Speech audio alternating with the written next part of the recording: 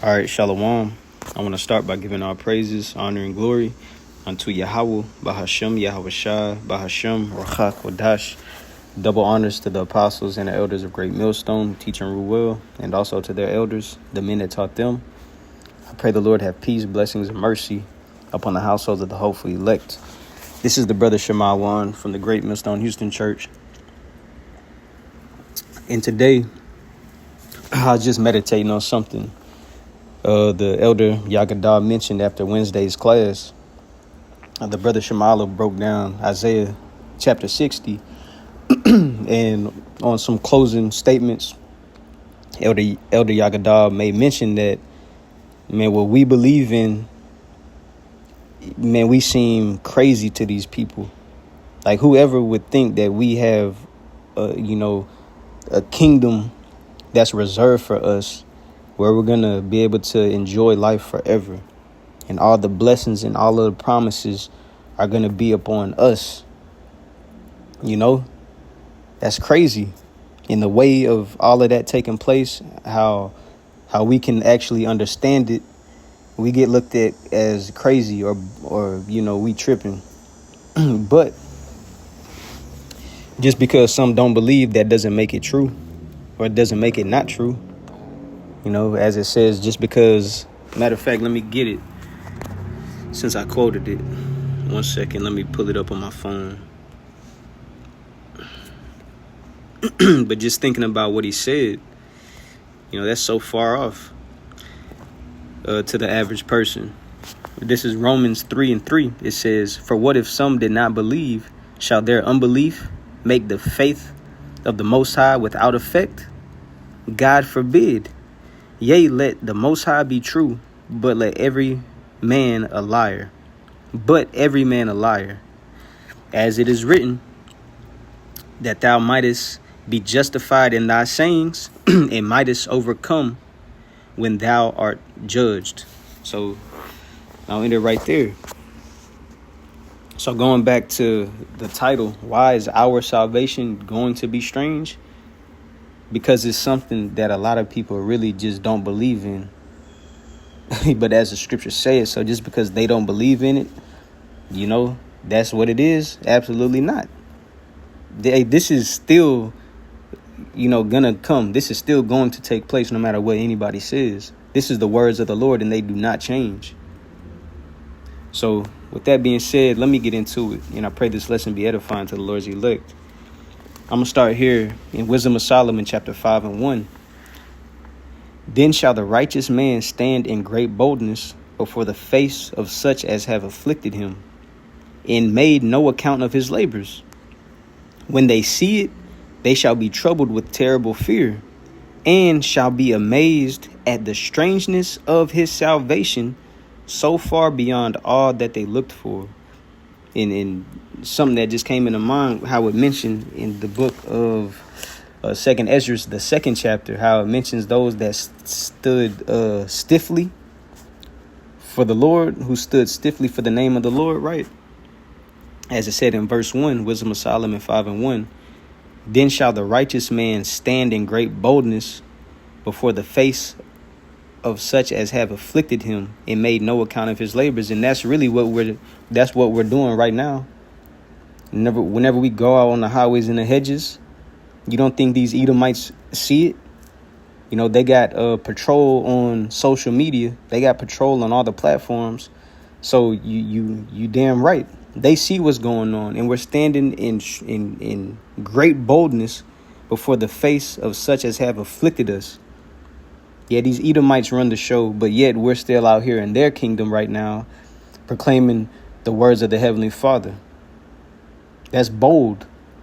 The only way possible is because of the Lord has a spirit on us, allowing us to do it. This has nothing to do, by ourselves. Like, we actually just picked up and just went. It's a spiritual thing, man. And that's another point, another aspect that the average person can't get. They can't understand the spiritual things. But it says, verse 2, when they see it, well, matter of fact, since I said that, let me get this in 1 Corinthians. before I move on to verse 2. Where is that? The second chapter. 1 Corinthians chapter 2, verse 5 and 6. Oh, matter of fact, let me read this in the GNT. 1 Corinthians chapter 2, verse 5 and 6 in the GNT, it says, your faith then does not rest on human wisdom, but on the Most High's power. And just dealing with that first and foremost, we're crazy because we don't go along with what this world pushes. We don't go along with what these politicians or what these doctors say or what these scholars say because they got a degree and a diploma and they had to shake a white man's hand with his signature next to it. They can't grasp the fact that the Lord is dealing with us through the Holy Spirit. That's something hard to get if you're on the outside. So that's why it says your faith then does not rest on human wisdom, but on the Most High's power. We have faith because this is the power of the Lord. You know, in faith in the right things. These niggas got faith in Jesus. These niggas got faith in medicine. These niggas got faith in riches. We got faith in the power of the Lord, man, which is a gift. But verse 6, it says, yet do I proclaim a message of wisdom to those who are spiritually mature. Showing you goes back to the spirit. To those who are spiritually mature. Not mature based off of your age or not hiding under the title of being mature or on a level because of what you possess. Oh, he has a nice house. He has a good paying job. Look, he takes his families on vacations. He has his shit together. Nobody cares about that. The Lord don't give a fuck about that. This goes back to the spirit, man. This goes back to the spirit. In dealing with the spirit, a lot of unbelievable things are believable to those that have the spirit. That's why I say this truth is so far out, man. It's so far out. It is unbelievable to those who are not spiritually mature. So we're dealing with two polar opposites. Those that are mature because of the flesh in the mortal shit, or those that are spiritually, or those that are mature spiritually. If I didn't say that backwards. But yeah. So going back to verse 6, it says, yet I do proclaim you a message of wisdom to those who are spiritually mature. But it is not the wisdom that belongs to this world or to the powers that rule this world, because they don't operate according to Yahweh Bahashim Yahweh Shah's will. They move against it. As far as these prophecies, as far as the correct understanding of these scriptures, they move on a whole different way. That's why it said, but it is not the wisdom that belongs to this world or to the powers that rule this world, because the powers that rule this world are wicked. Job 9:24 tells you the earth has been given into the hand of the wicked.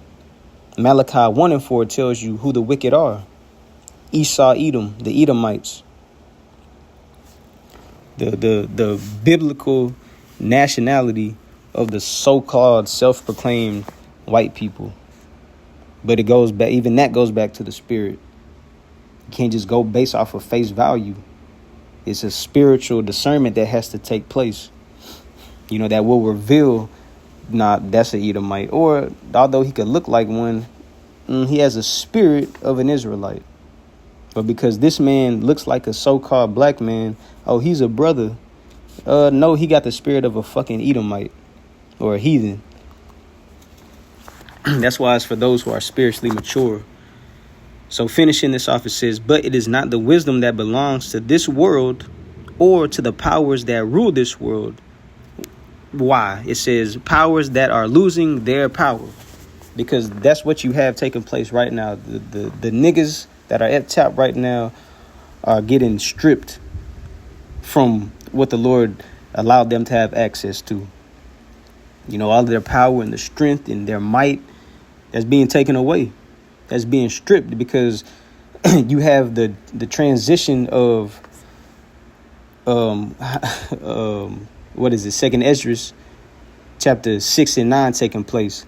For Esau is the end of the world, and Jacob is the beginning of it that followeth. That's what's taking place right now. So going back to Wisdom of Solomon, chapter 5 and 2 now, because the point or the title is, why is our salvation going to be strange? But just wanted to get that first, because one, we don't move according to this world's wisdom. The Yahweh Shah said, we're not of this world, right? But verse 2, Wisdom of Solomon 5 and 2, it says, when they see it, they shall be troubled with terrible fear. Because verse 1 mentioned how the righteous man is going to stand in straight boldness before such as have afflicted him. We're compelled to do this. We have no choice. If the Spirit of the Lord is upon us and within us, this is what's going to take place. But now these niggas are seeing the effect of the spirit of the prophets being back on this earth. And the Lord is just going to continue to reveal his glory and his power. The more evil and the more dangerous and the more trouble comes on this place, the Lord deals with balance. So what do you think?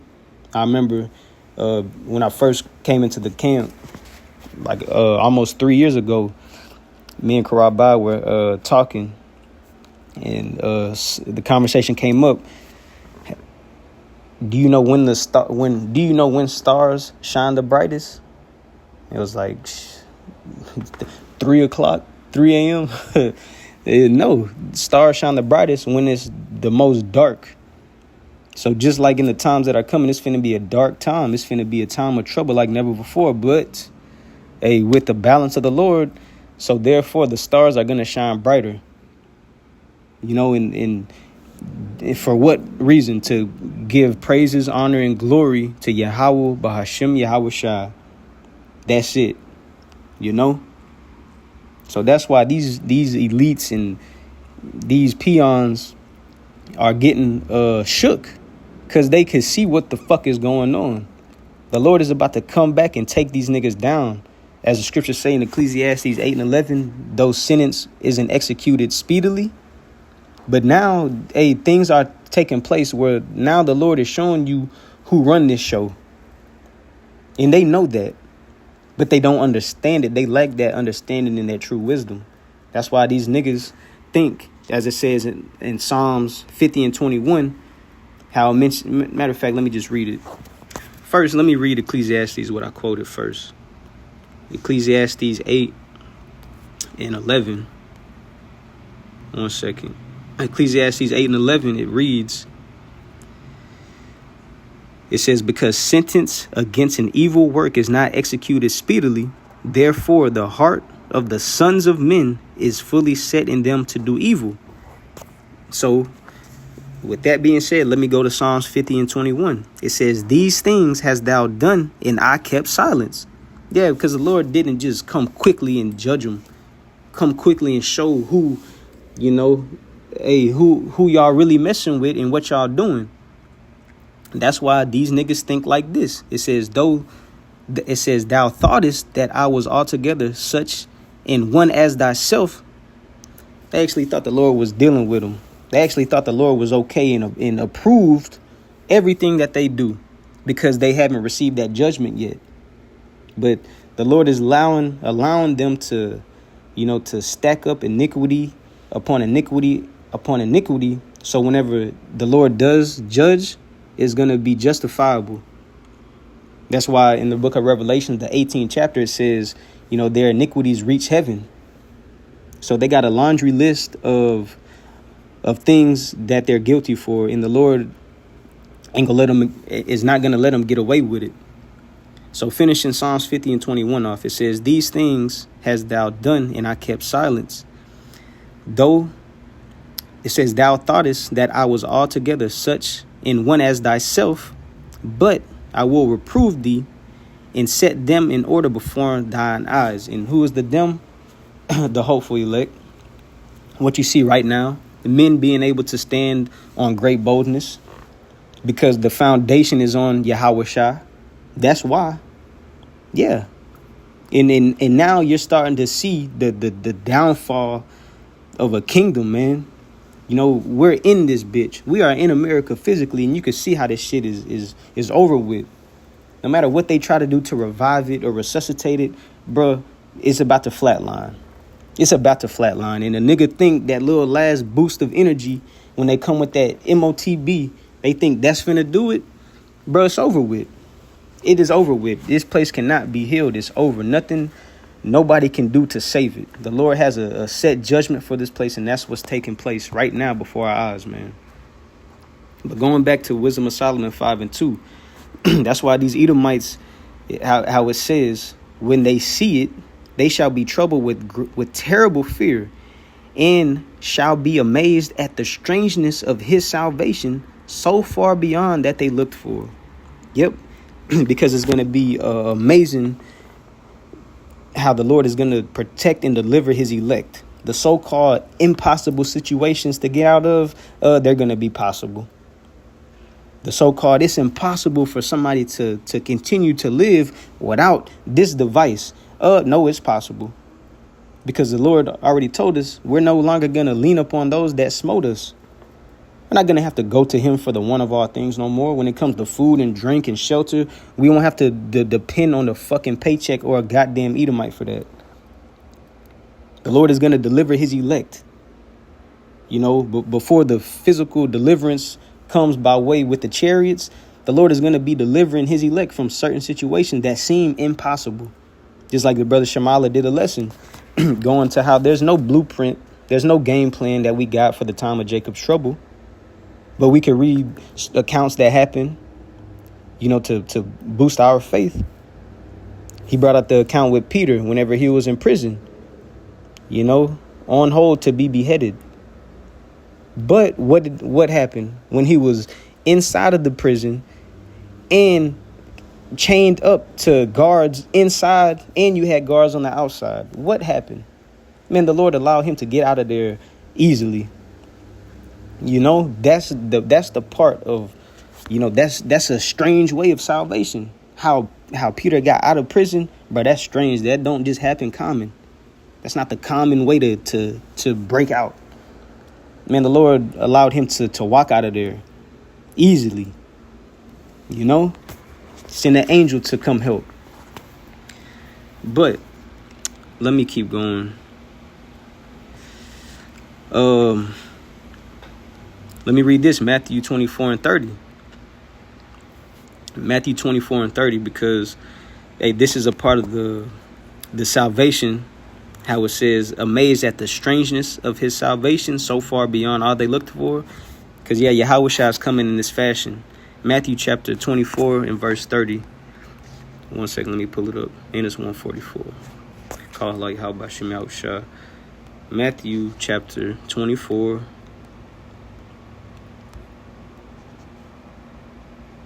All right, here we go. Matthew 24 and verse 30. And then shall appear the sign of the Son of Man in heaven. And then shall all the tribes of the earth mourn, and they shall see the Son of Man coming in the clouds of heaven with power and great glory. Now, why are people going to be mourning? Why are people going to be, you know, troubled when the Lord makes his return? Because it's not going to be in a way that, you know, the world thinks. Majority of the people on this earth, bro, they have no clue about the salvation that's coming, nor the way that the Lord is coming to save. You know, that's why it's going to be so far out from what they believe, man. Nobody would have thought it would have been like this. But it says, then shall appear the sign of the Son of Man in heaven, and then shall all the tribes of the earth mourn, and they shall see the Son of Man coming in the clouds of heaven with power and great glory. Now, before I read on, let me get a precept, because people don't expect this. And it also tells you in Revelations 1 and 7, you know. But first, let me get this in Acts. Acts 1:11 real quick. It says, I'll start at 10. It says, Acts 1:10, and while they looked steadfastly toward heaven, as he went up, speaking about Yahushua, behold, 2 men stood by them in white apparel, which also said, Ye men of Galilee, why stand ye gazing up into heaven? This same Yahushua, which is taken up from you into heaven, shall so come in like manner as ye have seen him go into heaven. So how Yahushua was called up or beamed up, that's how he's going to come back. And what is it that he was called up into, or what was he beamed up into? It was not a literal cloud. That's a code name for the chariots of Israel, the heavenly vehicles. What these people push so heavy on the people to believe a lie like that. A UFO, an unidentified flying object, life from a different planet, and aliens, and they're green, and monsters, and man, that's a damn fairy tale. It's like niggas still believing in Santa, in the Tooth Fairy, and the Easter Bunny and shit. That's why Esau gonna have to pay for that shit too. But the truth is out now, and those so-called UFOs are identified now, and they're known as the chariots of Israel, or what we read in the scriptures, how it says he shall come back in the clouds, meaning those chariots. Just to get that first. Now let me go to Isaiah chapter 66, because it said the people are going to be the people are going to be mourning, right? Trouble is coming. When the Lord comes back, it's going to be a terrible time. It tells us that throughout the scriptures. It's not going to be a day of light, and it's going to be a day of darkness and gloominess, But let me read this. Isaiah chapter 66 in verse 15, it says, For behold, the Lord will come with fire, and with his chariots like a whirlwind. So we talking about the return of the Lord, right? Matthew 24 and 30. You talking about the Lord making his return, the sign of the Son of Man coming. Now, this is going to give a little more detail of how that's going to take place. So let's keep reading. One second, let me pull up Matthew 24 again. So let me read Matthew 24 and 30 one more time. And then shall appear the sign of the Son of Man in heaven. And then shall all the tribes of the earth mourn, because they're not expecting Yahushua to come back in the fashion he is.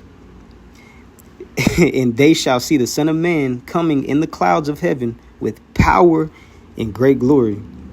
So Isaiah 66 and 15, for behold, the Lord will come with fire, and with his chariots like a whirlwind, to render his anger with fury, and his rebuke with flames of fire. That does not sound like a good time. Not at all. The Lord is coming back with anger and fury, man. And we understand that fire is going to take place by way of World War III. Brewing up right now, already in effect. But the flames, those flames haven't come. Just wait until the missiles be launched. Them ICBM missiles, intercontinental ballistic missiles, they're here on the earth. And all the Lord has to do is just allow these niggas to smash the button. And it's a wrap. So the Lord is going to come back during the midst of the missiles being launched, man. But verse 16, Isaiah 66 and 16, it says, for by fire and by his sword will the Lord plead with all flesh, meaning judge. That word plead in the Hebrew is shapat, which means judge. And it says, and the slain of the Lord shall be many. So going back to Matthew chapter 24 and 30, that's why all of these tribes of the earth are going to mourn. So let's go to verse 31, Matthew 24 and 31. It says, and he shall send his angels with a great sound of a trumpet, and they shall gather together his elect from the four winds, from one end of heaven to the other. That's why, going back to Wisdom of Solomon, is going to be the strangeness of our salvation, because it's going to be something that nobody is really going to be, expecting like that. And especially those who the Lord is coming back to get. His elect don't look like no damn T.D. Jakes and no damn Joel Osteen and no damn Rothschild and these people on a high level. One, the elect are going to be Israelites. Two, the elect are going to be living a different life that is not attached to this current world or the powers that be right now. We're going to be operating on a way that is above and not so base and beneath and so low. We're going to be putting on as the elect. We're going to have a different type of faith, something that this world really can't comprehend. But going back to Wisdom of Solomon, chapter 5 and verse 3 now, it says, and they repenting and groaning for anguish of spirit shall say within themselves, this was he whom we had sometimes in derision and a proverb of reproach. Yeah, the same ones that have been made a laughing stock and a mockery. The ones that seem to be, the poor, the bums. Man, they don't have no life. Man, these niggas out here weird and tripping. Little did you know, that's the ones the Lord is going to come back and get. And those that believe in the testimony that's being taught, the words that's being preached, So that's how it's going to be. It says, we fools accounted his life madness and his end without honor. Little did you know, that's the same ones the Lord is coming back to get. Verse 5, how is he numbered among the children of God? And his lot is among the saints. Absolutely. Absolutely. Yep. The undesirables are the ones that the Lord desired. That's why it's like they can't see it now. Yeah, it starts with a message. But with this message, this doctrine being taught, the scriptures tell you in the book of Timothy that it's able to save. If we continue in them, it's able to save our souls and those that believe also. Those that hear us. Real quick, let me end it with this. It just made me think of James chapter 2 and verse 5. It says, hearken, my beloved brethren. Hath not the Most High chosen the poor of this world, rich in faith? And not only that, right? Because it said, these are them. How is he numbered among the saints? Yeah, the undesirables, the people who seem like, man, these people out here crazy. They don't know what they doing. Even dealing with certain sisters that got faith. How you have detached from keeping the household plugged up into Esau's bullshit because you got a man of the Lord. So now you moving into how this man is moving. And your family don't agree with that. Your family looking at this man like, who is this nigga to make these changes with my grandchildren? Or who is this nigga to have my daughter moving like this? However it is, But hearken, my beloved brethren, had not the Most High chosen the poor of this world, rich in faith, and heirs of the kingdom, which he had promised to them that love him? Okay. That's why it's going to be strange, because people can't fathom. We have an inheritance, to receive. We have promises that the Lord gave unto us that he's going to keep, and we are going to be a part of it. But focusing on how our salvation is going to be strange, because people cannot, they can't see us being in this low condition right now, being at the top one day, with Yahweh Bashim Yahweh Shah, man. Man, what was that? I was reading Zephaniah, the 3rd chapter. Matter of fact, I'll just read it. Zephaniah chapter 3. Nah, I'll close it with that. But I was reading Zephaniah 3, and I think I started at verse 15, and I was reading it in the GNT, and it was just like, hey, this was a part of that promise that the Lord said, where we're going to have to we're going to have peace and we're never going to be made afraid again and no trouble, but that's what we have coming, man. But it starts off with, salvation, being saved from the dangers that's about to take place, But that was something I was meditating on this morning. I pray this was edifying to the Lord's elect. Until the next time I say shalom.